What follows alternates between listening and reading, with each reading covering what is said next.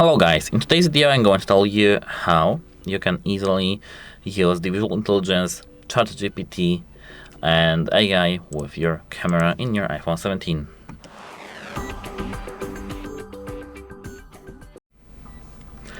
At first you have to open the settings and here now scroll down to the camera right here.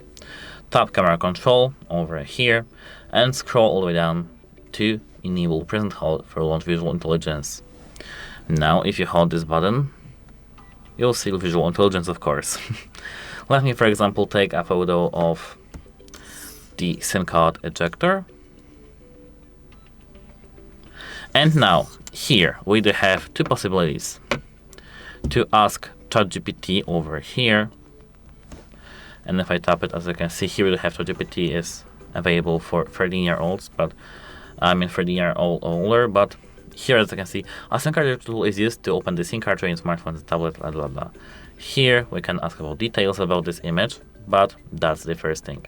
The second thing is that I can take the same image of maybe and tap search to search it using the Google, and here to have, as you can see, SIM card ejector.